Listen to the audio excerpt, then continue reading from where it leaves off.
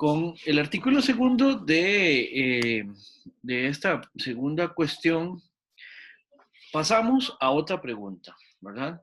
La pregunta anterior era si Dios es o no evidente por sí mismo, ¿verdad?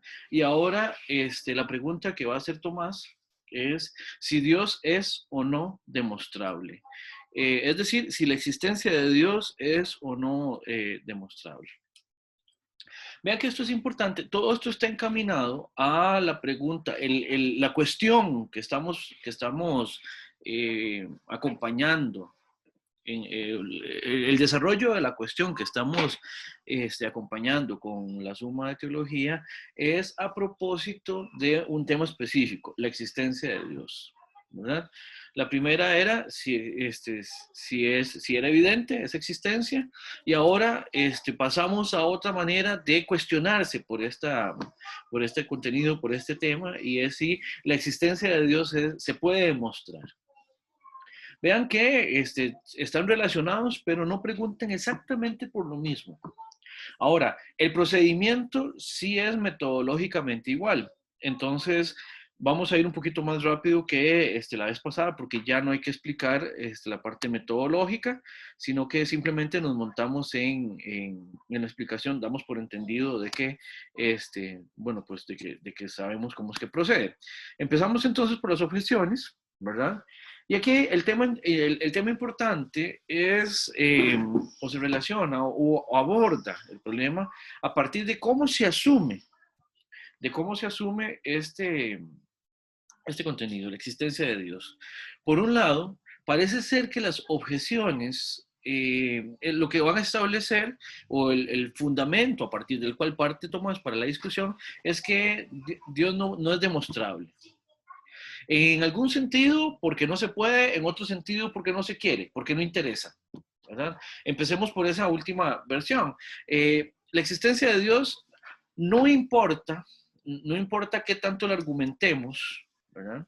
La existencia de Dios es algo que dentro de las discusiones en las que está Tomás de Aquino, es algo que se toma, esa existencia, como un artículo de fe. ¿Qué quiere decir esto? Que es un contenido al cual se accede más que por argumentos, más que por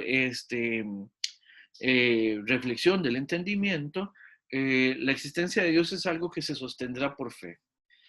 Obviamente aquí nos situamos ante la discusión que se situó también Anselmo de Aosta unos cuantos siglos antes, y nos estamos situando ante la pretensión, digamos, de que la fe la fe bastaría para, para sostener, por lo menos, o para afirmar la existencia de Dios. Y esto va a ser importante, ¿por qué? Porque los artículos de fe no son demostrables, ¿verdad? ¿Y esto qué quiere decir? Bueno, cuando algo es demostrable o demostrado o susceptible de introducir en una demostración, ese algo va a estar completamente en el terreno, ¿verdad? De lo que discursivamente podamos desarrollar. El problema es que la fe no es algo que se deposite en, en algo que sea específicamente evidente. Disculpen, disculpen.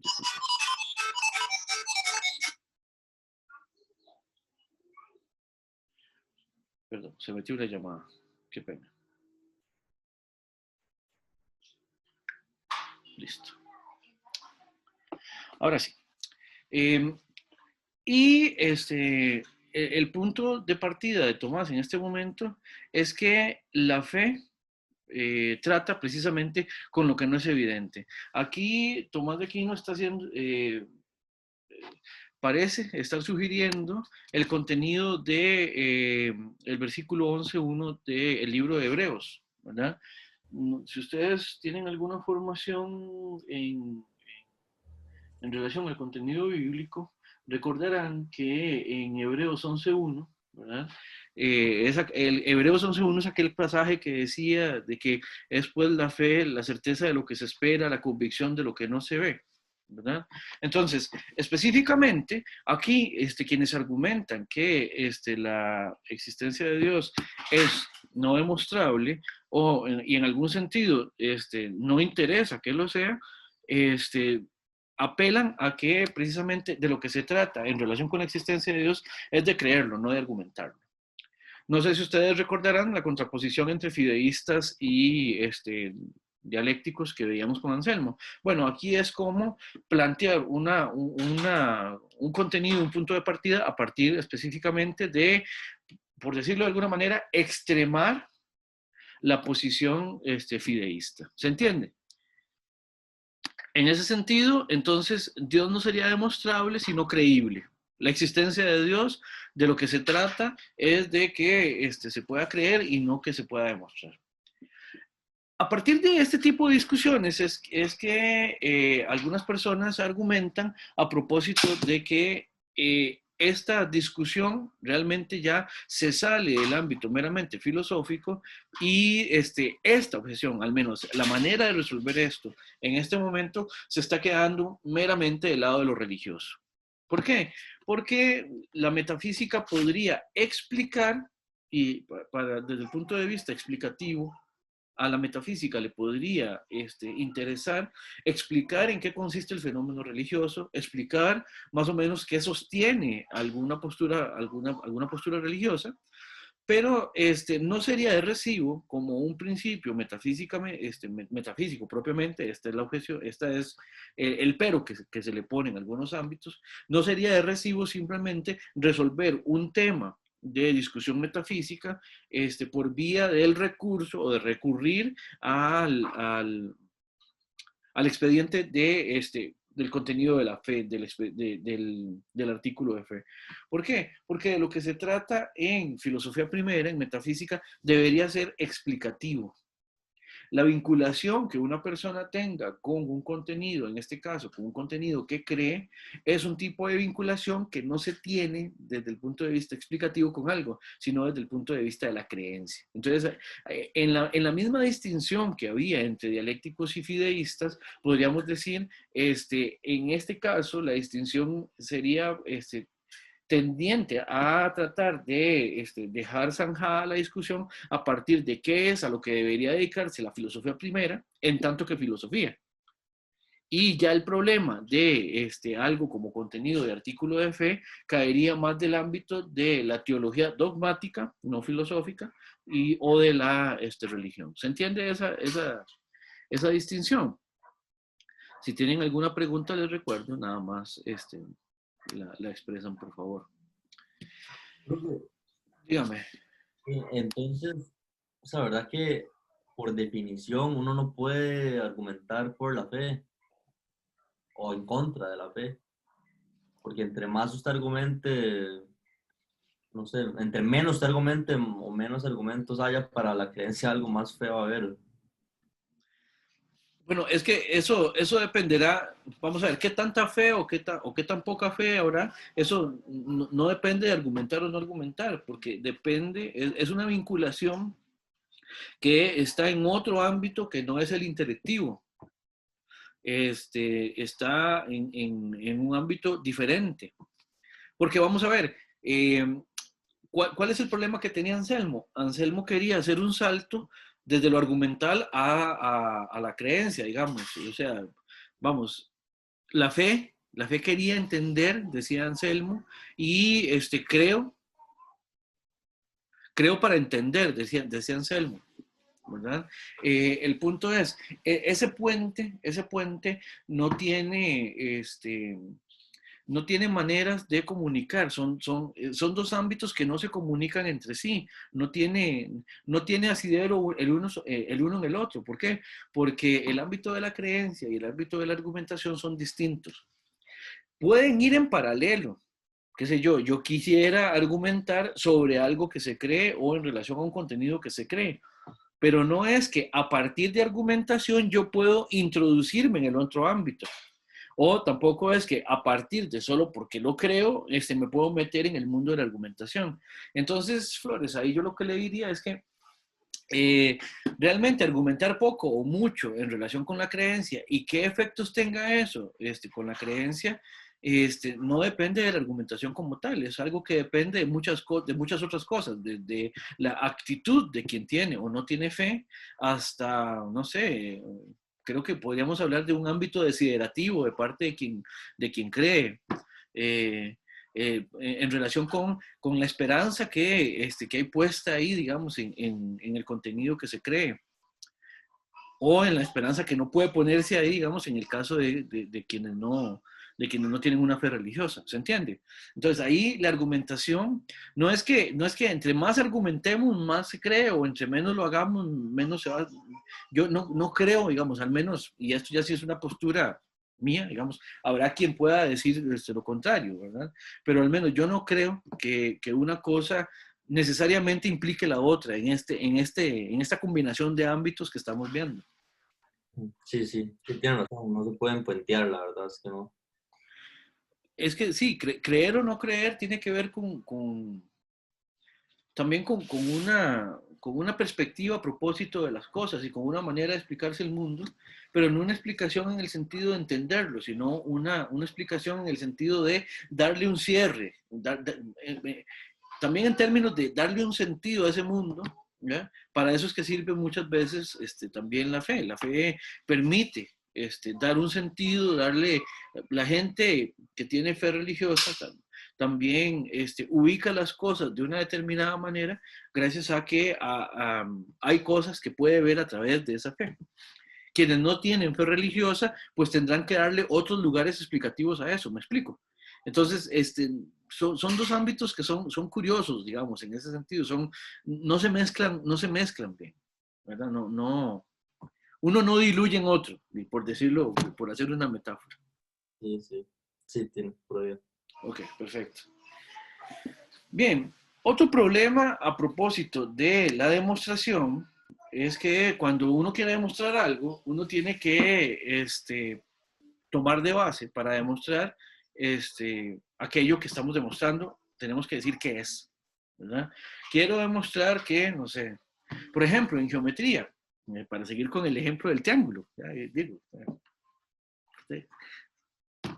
no voy a decir nada más, simplemente voy a seguir con el ejemplo del triángulo.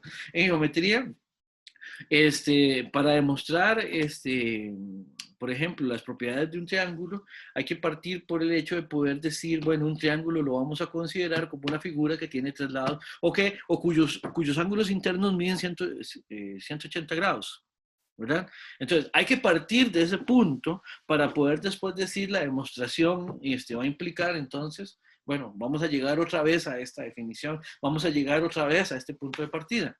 El problema es que con el caso de Dios eso no se puede hacer, porque a Dios no se lo define. Es imposible, digamos, nunca se ha podido generar una definición eficiente de Dios. Hay ciertas definiciones o ciertas aclaraciones que son más estipulativas que otra cosa. Por ejemplo, en el caso de Anselmo teníamos una definición que realmente, si ustedes ven, una de las características que tiene la definición de Anselmo es que es una versión de lo que se puede entender por Dios. Pero no hay ninguna manera de poder ir a revisar que efectivamente esa definición está de verdad describiendo, está de verdad dirigiéndome eficientemente hacia el objeto que está diciendo, ¿verdad? De hecho, hasta el problema de que es una definición en cierto sentido negativa, tiene la definición de Anselmo, ¿verdad? Cuando nos dice que es aquello mayor que lo cual nada puede pensarse, no nos dice exactamente qué es Dios.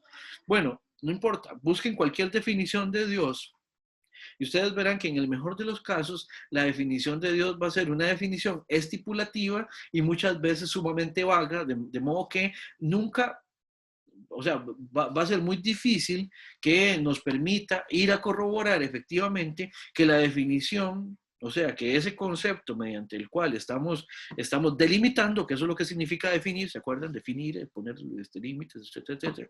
No hay manera de ir a comprobar que efectivamente ese concepto, esa noción, está envolviendo de verdad el objeto al cual se refiere. Entonces, como la demostración requiere partir del hecho o partir del contenido descriptivo de qué es lo que vamos a demostrar, bueno, eso es un problema para demostrar efectivamente la existencia de Dios, ¿verdad? ¿Por qué? Porque como no podemos decirlo, entonces nunca vamos a saber si vamos a de verdad probarlo. Recuerden también que en la Edad Media se estilaba mucho argumentar de modo siguiente. Bueno, yo quiero probar que tal cosa, ¿verdad? Y empiezan a establecer ahí premisas que nos llevan a una conclusión, y si esa conclusión efectivamente es el objetivo de toda la argumentación, al final ponían el quod erat demonstrandum, ¿verdad? Que era lo que queríamos demostrar, ¿verdad? Eso en el caso de la existencia de Dios es imposible. No hay una argumentación eficiente en ese sentido. Esa sería la segunda objeción, a partir de la cual podríamos plantear que Dios no es demostrable. Y tercero, Tomás nos va a decir que en el caso de Dios tendríamos que recurrir a demostrar, pero demostrar a partir de los efectos, ¿verdad? Lo cual es lógicamente viable como procedimiento. ¿Qué quiere decir esto? Yo puedo tomar un efecto y a partir de ese efecto concluir o intelectivamente, digamos, reconstruir cuál es la causa a partir de la cual eso se genera, ¿ya? Solo por poner un ejemplo, la literatura policíaca, en la literatura policíaca abundan este tipo de ejemplos. Y eso es, bueno, a quienes nos gusta la novela policíaca. Hubo una época donde a mí me da vergüenza admitir eso en público, digamos, pero ya no. Ya después me salí del closet, ¿no? Y ahora puedo admitir perfectamente, sin ningún ambaje, que la novela policíaca es fuente de solaz para Sanchito, digamos. Este tipo de argumentación mediante la cual vamos de los efectos a las causas es clave, por ejemplo, para la novela policíaca. Léanse Estudio en Escarlata de Conan Doyle, que es la primera novela de Sherlock Holmes, por ejemplo, y ustedes van a ver cómo Holmes lo que hace es que reconstruye a partir de lo que él encuentra en un escenario, qué fue lo que causó las cosas que se encuentran en el escenario. Eso es exactamente este tipo de demostración, demostrar a partir de los efectos. Eso es posible. Si quieren leerse, digamos, también una novela también muy buena en relación, y que también tiene elementos policíacos, les recomiendo El nombre de la rosa, donde uno ve a Guillermo de Baskerville reconstruyendo a partir de elementos, de pistas, ¿verdad? ¿Qué fue lo que sucedió? Y si ya la cosa la quieren llevar a lo más trivial, entonces vean Scooby-Doo, así de sencillo, ¿verdad? Que de lo que se trata es precisamente de reconstruir desde los efectos la causa que generó ese efecto eventualmente. Nada más digo una cosa más sobre Scooby-Doo. Ustedes podrán decir que qué falta de seriedad. Bueno, alguien tan serio como Carl Sagan decía que Scooby-Doo era una buena serie, precisamente porque le enseña a la gente a que todo tiene una causa racional. Lo dijo Carl Sagan, toda la apelación a la autoridad. Ahora, el punto es, Tomás de Aquino es completamente conocedor de que el procedimiento de elevarse desde los efectos a la causa es completamente válido, es perfectamente válido, ¿verdad? Ahora, el problema es que es completamente válido siempre y cuando haya una relación ya conocida entre efectos y causas. ¿Qué quiere decir esto? Que vamos, si uno tiene cierta experiencia, si uno es experto en algo, no sé, bueno, uno ve un indicio, cualquiera que sea, y uno sabe con qué cosas hacer el nexo anterior, de modo tal que puede establecer la relación causal entre el origen y el efecto, entre la causa y el efecto, ¿verdad? El problema es que en el caso de Dios, la causa que sería a la que queremos remontarnos gracias a los efectos, ¿verdad? Tenemos un problema y es que es de una naturaleza distinta y es una naturaleza que no conocemos. Pero bueno, en todo caso, esa es una argumentación, más bien, a propósito de por qué probar a Dios a partir de sus efectos sería problemático, ¿verdad? Dios no podría ser demostrado, Tomás lo dice con el siguiente vocabulario, porque los efectos no son proporcionales a la causa. ¿Qué quiere decir esto? ¿Cuáles son los efectos? Los efectos es lo que vemos. Nosotros mismos somos efectos de esa divinidad, la creación en general.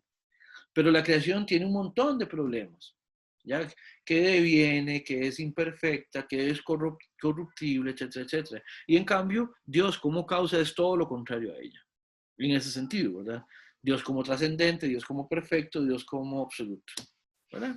Entonces, parece ser, por estas tres versiones, que la existencia de Dios no podría entonces demostrarse.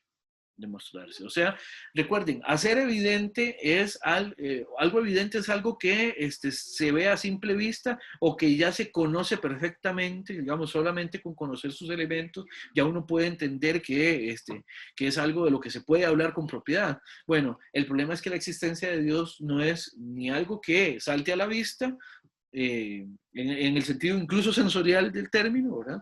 Ni algo que pueda ponerse en una argumentación de modo tal que quede de una vez y para siempre zanjada la presentación, digamos, de Dios como existente, ¿verdad? Esas serían las objeciones. No sé si tienen alguna pregunta con esta parte del artículo. Bien, entonces veamos. Sí, adelante. Yo tengo una pregunta, pero es un toque medio tangencial. ¿Medio qué? Con una tangente, pero Ok. Santo Tomás, bueno, Tomás tuvo aportes en lógica. Él tuvo conocimiento en lógica, precisamente porque una de las partes más importantes de la obra aristotélica es la lógica.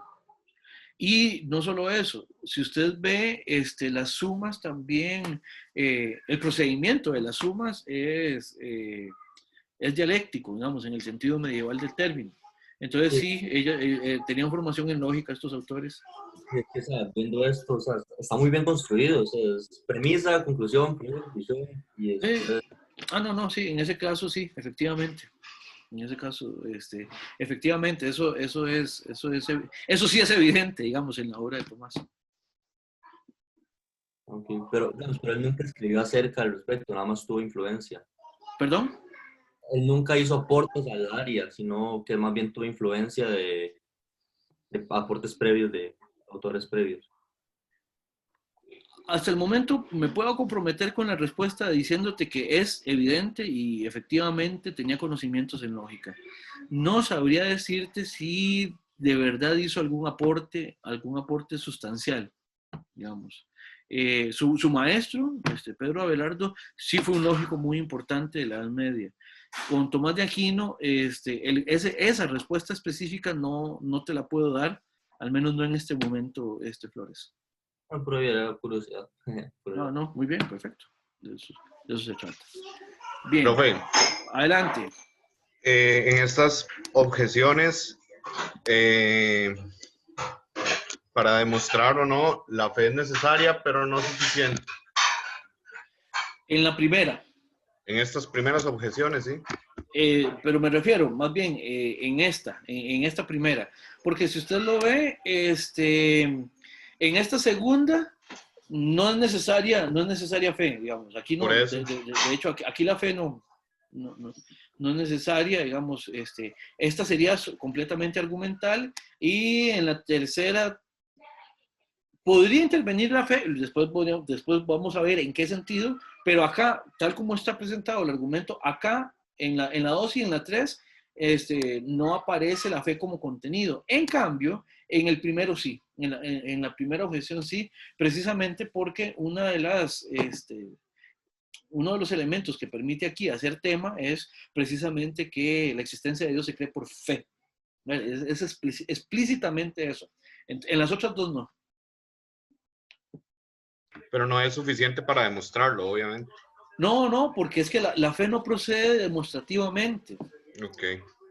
La demostración es un ámbito distinto. es un ámbito distinto. De hecho,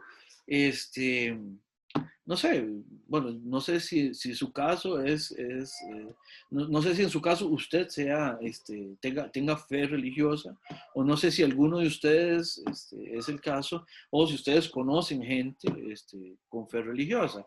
Pero el punto es, quien tiene fe religiosa no se dedica, al menos no por la fe que tiene, a demostrar o a pedir demostraciones para que esa fe se mantenga. Esa fe se puede mantener independientemente de que nunca se haya puesto a la tarea de demostrar nada, independientemente de que reconozca la demostración como algo necesario o que no lo haga. Son cosas completamente distintas. Es más, yo conozco gente, yo conozco gente, además yo fui formado en una familia muy creyente, ¿verdad?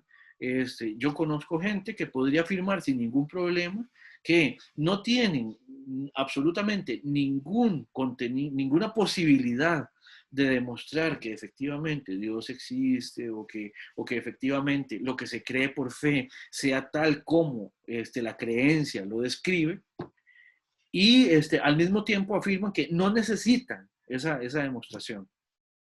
No la necesitan, no la quiero, simplemente es algo que yo creo y punto, ¿verdad? Y así opera la fe religiosa, ¿verdad?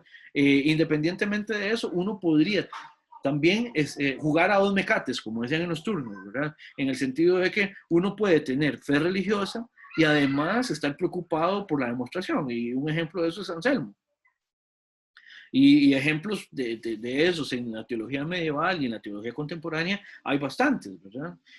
Pero, insisto, ese es todo el asunto en relación con que son ámbitos que no se reducen el uno al otro.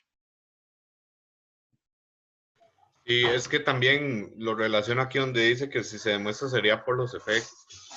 Sí. O sea, y esos efectos, pues vaya, todos hemos escuchado la famosa palabra milagro, y que hay personas que han obtenido títulos importantes por conceder milagros. Entonces, por eso también me surgía la pregunta. Claro, el problema, ahora, buena pregunta o buen comentario, Yamil. Estos efectos que están acá no son ni siquiera los que habitualmente se consideran milagrosos, digamos. Los efectos son las cosas, incluso las más habituales. Claro, vamos, si lo retraemos en la explicación religiosa, pues obviamente todo eso viene del acto primigenio de la creación divina. ¿Qué más milagroso que eso, verdad? Pero independientemente de eso, digamos, una vez que ya entendemos que el mundo opera de una determinada manera, aquí no estamos hablando de efectos que llamaríamos sobrenaturales, digamos, como por ejemplo una curación milagrosa o qué sé yo, la conversión del agua en vino, o no sé, una pesca inexplicablemente sobreabundante, para poner ejemplos que son culturalmente muy fáciles de reconocer, digamos, en nuestra idiosincrasia, ¿verdad? No, aquí estamos hablando de los efectos, es el árbol que está en el parque de la esquina. Eso es un efecto, ¿por qué? Porque el árbol está ahí y opera con una naturaleza que en última instancia remite a una causa que es anterior a él, y esa causa en esta explicación sería Dios. Pero aquí Tomás lo que está diciendo es que parece ser que esa demostración no es propiamente hablando una demostración por la desproporción entre el efecto y la causa. Sí, Yamil. Sí, claro, listísimo. Y por supuesto que el problema del milagro es otro problemón, ¿verdad? Es otra cosa también. Es todo un tema. Es todo un tema en esta discusión. Bien, veamos el encambio. Y ojo que aquí el encambio surge a partir también de la autoridad de la escritura bíblica, ¿verdad? Que ya eso lo habíamos visto, a este recurso ya lo habíamos visto, ya habíamos visto que Tomás recurre a este tipo de elementos, ¿verdad? Bueno, hay un pasaje en la carta de los Romanos, capítulo 1, versículo 20, que dice que las cosas invisibles de Él, ¿verdad? Se hacen visibles desde la creación del mundo. ¿Qué quiere decir esto? Que la misma escritura dice, bueno, a quienes me digan que Dios no puede ser entendido a partir de otras cosas, bueno, la misma Biblia los desautoriza. Entonces, de nuevo, aquí está la discusión a propósito de si esto es más teología o si ya es filosófico, ¿verdad? Pero bueno, es parte del desarrollo que hace, ¿verdad? Y luego está esto que está en el libro de los Salmos, ¿verdad? De que a partir de lo que se ve, lo que les estaba diciendo ahora, de las cosas creadas, entonces hay una especie de anuncio, ¿verdad? De que por ahí anda un Dios, ¿verdad? Sin embargo, esto todavía no prueba que Dios existe, ¿verdad? Lo que prueba es que hay efectos de una causalidad anterior. Eso es hasta este momento más o menos lo que Tomás nos está preparando. Nos está diciendo, vean, hasta este momento lo que estamos diciendo es que hay una causalidad anterior. Ven, este es el en cambio que lo que hace es poner en tela de juicio las objeciones, como recordarán.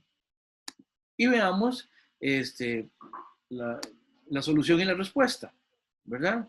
Dice Tomás que la demostración puede ser por dos maneras, ¿verdad? Por un lado, recurrir desde la causa, ¿verdad? Demostrar por la causa o bien demostrar por el efecto, ¿verdad? Ya esto lo hemos venido diciendo, ya lo hemos, de hecho, creo que en la exposición ya se me han salido estos elementos, efectivamente. Demostrar desde la causa es simplemente plantear, hay un elemento presente, este elemento es el que genera una segunda cosa o un segundo estado de cosas que lo vamos a entender, por lo tanto, como efecto del primero, ¿verdad? Entonces, simplemente se plantea, se parte desde la causa. En relación con el efecto, es lo que decíamos que la dirección es al contrario, ¿verdad? El punto de partida no es el elemento que genera, el elemento que sirve de fundamento, sino más bien el estado de cosas generado o fundamentado por el anterior, ¿verdad? Esas son las dos maneras, ¿verdad? Entonces habría que ver qué pasa con las respuestas a las objeciones. Tomás lo que va a decir es que en última instancia hay que hacer esa distinción entre lo que se cree y lo que se comprende del mundo, ¿verdad? Los artículos de fe en ese sentido va a decir son posteriores. ¿Por qué? Porque son una manera, de alguna manera, de articular un sentido, de articular una explicación, no en el sentido epistemológico, pero sí una explicación en última instancia sobre cómo es que opera el mundo y cómo es que se dan las cosas en el mundo. Entonces, en ese sentido, hay que hacer la distinción entre creer y explicar el mundo. Entre qué es del mundo lo que creemos y qué es lo que podemos explicar de él. Y los artículos de fe, los contenidos que se dan por fe, siempre van a hacer una segunda manera de abordar, digamos, esas cosas. A propósito de la pregunta que hacía Yamil, ¿verdad? Es ese segundo momento. Por eso esa posterioridad que menciona Tomás, ¿verdad? En relación con el problema de demostrar desde lo que es Dios, tenemos el problema de que siempre en Dios lo que tenemos, en el mejor de los casos, es un nombre de la cosa, pero no un nombre que efectivamente me describa, como diríamos hoy, o como diríamos después de Kant, que me describa analíticamente la cosa, ¿verdad? Como pretendía Anselmo, ¿verdad? En el mejor de los casos, uno podría darle un nombre a un Dios, a una divinidad, pero nunca al punto de que la descripción que hay detrás de ese nombre o que la descripción que pueda cargar ese nombre, esa etiqueta, de verdad sea descriptiva de una realidad, ¿verdad? Y mucho menos si esa realidad pretendemos que sea la existencia necesaria, ¿verdad? Por ejemplo, nosotros podríamos, en ese sentido, es más eficiente como nombre, el nombre Ganesha que el nombre Yahvé. ¿Por qué? Porque en Ganesha hay una delimitación muchísimo más clara, Ganesha es aquella deidad india que tiene cuerpo de persona y cabeza de elefante. Eso nos permite distinguir perfectamente ese Dios de cualquier otra cosa. Sin embargo, de esa definición no se sigue la existencia necesaria de Ganesha. ¿Se entiende? Por otro lado, el problema que tenemos con el Dios cristiano y el problema que tenían estos autores es que no había una manera de poder definir a Dios, de poder mostrar desde la definición lo que Dios fuera, ¿verdad? Entonces, esta es una respuesta a esa objeción. Y por último, en relación con proceder desde los efectos a la causa, entonces tenemos el problema de que aunque este sea un método adecuado de llegar a conclusiones, no es adecuado, digamos, para el problema de lo divino, ¿verdad? ¿Por qué? Porque yo puedo conocer, pero imperfectamente, lo que está para atrás, digamos, en la línea causal. Y eso es un problema a propósito de la existencia de Dios. Este sería el segundo artículo. Vean que el problema con la exposición de los artículos es que es muy difícil poder simplemente saltarlos, ¿ya?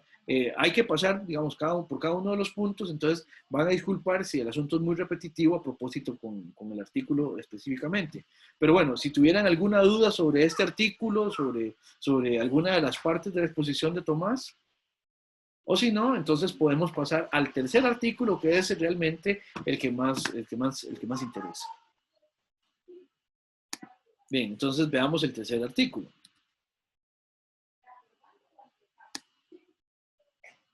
Entonces, parece ser como que Tomás... Una cosa. Adelante. Quería volver al anterior. Ahí. Entonces, ¿quedó demostrado o no? ¿Qué cosa? Me perdí la existencia. No. No quedó demostrado. No puedo. No, eso sería todo. No ha quedado demostrado. Profe, ¿puede pasar a la lámina, la lámina pasada para copiar una cosa rápida? Está bien. La presentación ya está también en mediación, Sebastián, por cualquier cosa. Entonces ya no. Gracias. Perfecto. Bueno, pero ahí está, con todo gusto, ¿verdad? Me extraña. Profe, pura vida. Hola, Luis. Yo tengo una pregunta. Bueno, es en el siguiente slide. Vamos a ver, dice que por los efectos uno sí puede conocer, pero por otro lado dice que no se puede conocer en sí mismo. Entonces, ¿qué quiere decir? Como que digamos, si uno va en retrospectiva, digamos, como para atrás, no puede conocer como la causa que es causa de todo, o por dónde va eso. Es que el punto es, cuando usted conoce los efectos y de ahí remonta la causa, usted realmente lo único que conoce son los efectos. La causa realmente la está reconstruyendo. Entonces, es siempre un conocimiento que va a ser limitado. ¿Ya? Vamos a ver. A mí desde niño siempre me gusta, nunca fui demasiado geek a propósito de todos sus detalles, digamos, pero siempre me gustaron mucho los dinosaurios. Siempre. O sea, yo realmente no conozco a la persona que en su infancia no le hayan parecido fascinantes, digamos, o sea, es que no falla. Pero el punto es que me encantaba cuando había álbumes de figuritas, entonces uno compraba y le salía la postal del Triceratops, uno veía el Triceratops, y ahí lo pegaba uno y todo esto, ¿verdad? ¿Qué es lo que pasa? Las imágenes que se reconstruyen a propósito de cómo eran los dinosaurios cuando yo era niño y las que uno tiene acceso ahora han cambiado radicalmente. Ahora incluso hacen hipótesis en las cuales hasta colores les ponen. Antes los dinosaurios siempre eran como no sé, como o verdosos o grisáceos. Cuando yo era chamaco. Yo no sé si también el problema era que los productos a los que yo tenía acceso eran de muy baja calidad, obviamente, ¿verdad? Pero el punto es que ahora uno ve como hay más difusión a propósito del hecho de que algunos dinosaurios tenían plumas y cosas. Y obviamente todo eso, al punto que quería llegar es que hay mucho de eso que es especulativo. ¿Por qué? Porque realmente no podemos saber así a ciencia cierta cuál era, por ejemplo, la textura de la piel de un triceratops, ¿no? O sea, vamos a ver, obviamente Sanchitos sabe de paleontología muy poquito, digamos, ¿ya? Pero cuando uno reconstruye imaginativamente a un triceratops no sé, a un dinosaurio, a estos grandotes, uno se los imagina más o menos con una piel similar a lo que uno vería ahora en un elefante, en un rinoceronte, en algunos casos a una piel como la de un hipopótamo, cosas por el estilo, ¿verdad? Pero realmente eso es solo una reconstrucción imaginativa a partir de lo que sí conocemos, ¿verdad? ¿Por qué? Porque bueno, yo no, pero la gente se ha topado con fósiles, con estructuras óseas que más o menos sugieren un animal de la siguiente forma, etcétera, etcétera. Y a partir de ahí generamos una reconstrucción que cada vez va avanzando más y es impresionante, digamos, lo que pueden reconstruir a partir de encontrarse un par de huesos y después otro poco más, ¿verdad? Pero esa reconstrucción siempre va a ser más conocimiento de los efectos, o sea, de lo que efectivamente sí tenemos al alcance, que de la causa. Obviamente, lo que decimos es, bueno, este esqueleto, qué sé yo, los que están en el Museo de Ciencia Natural en Nueva York, por ejemplo, eso debe ser un lugar fabuloso, yo no lo conozco, ¿verdad? Pero esos esqueletos grandísimos y todo esto nos permiten entenderlos como algo que viene de otra cosa, que viene eso era un animal que se movía de una determinada manera, que caminaba de una determinada manera, que comía de una determinada manera, ¿me explico? Entonces, ese conocimiento que tenemos, por bueno que sea, es más imperfecto que el conocimiento que sí tenemos de los efectos. O sea, el hueso lo tenemos en la mano, lo podemos procesar, le podemos analizar el ADN, etcétera, etcétera. Y a partir de ahí remontamos cosas que siempre son reconstrucciones. Por eso es que el conocimiento al cual tenemos acceso, o sea, el conocimiento de la causa, siempre va a ser más imperfecto que el conocimiento del efecto. Sí, Luis. Sí, claro, claro. Clarísimo acá ahora. Sí, vos sos de física, ¿verdad? También. Sí.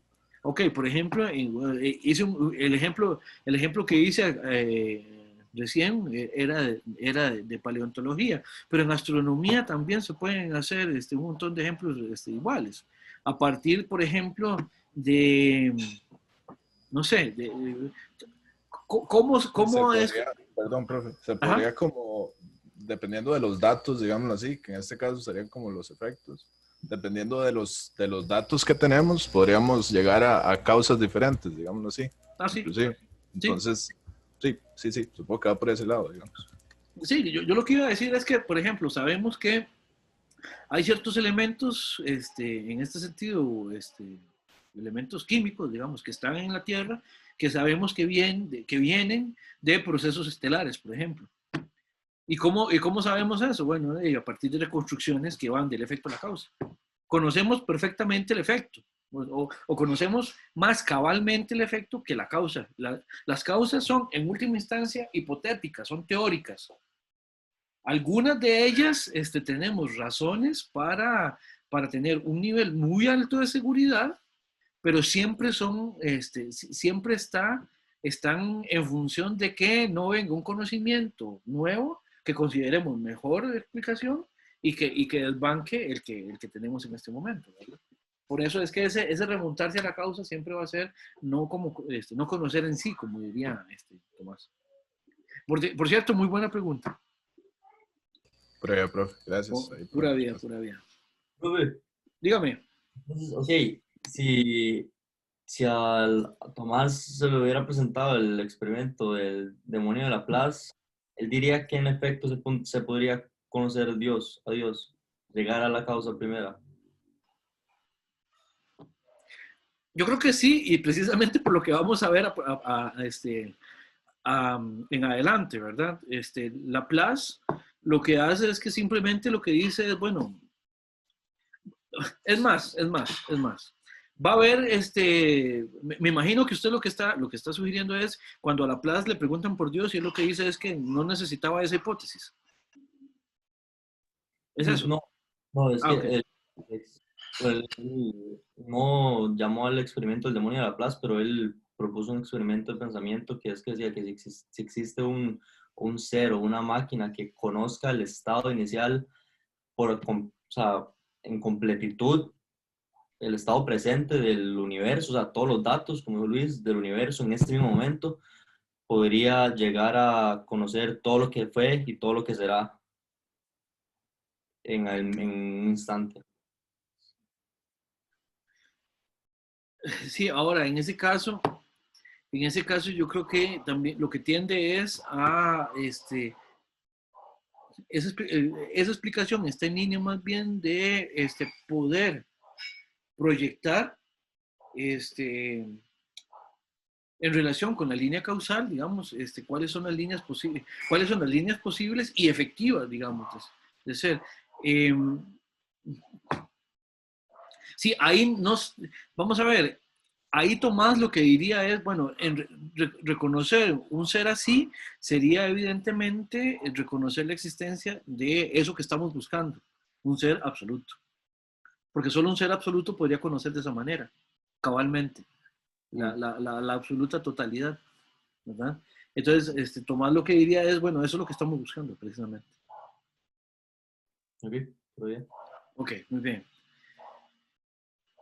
Bien, tengo las 11:53. Descansemos los 10 minutos de rigor y volvemos dentro de 10 minutos con las 5 vías, que es el contenido ya final de esta parte de la suma.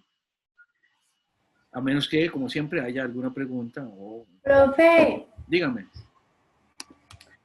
una pregunta. por favor. ¿Usted cree en Dios? No. Ah, ok. Bueno, gracias. Ahora, ¿por qué la duda, Michael? No, solo tenía curiosidad. Ya. Sí, sí, no. No. Ok. Ok, pura vida, Michael. Bueno, Bien, vean, no falla. En este curso, a esta altura del curso, siempre esa pregunta surge. Uno no es profe de filosofía si no le hacen esa pregunta. Claro, no, es más, Correcto. uno no se vincula con filosofía si no pasa por esa pregunta, ¿verdad? Sí, efectivamente. Pero sí, Michael, sí, efectivamente. Bueno, ¿alguna otra pregunta o comentario? Bien, entonces nos volvemos a ver a las 12:05, por favor. Chao.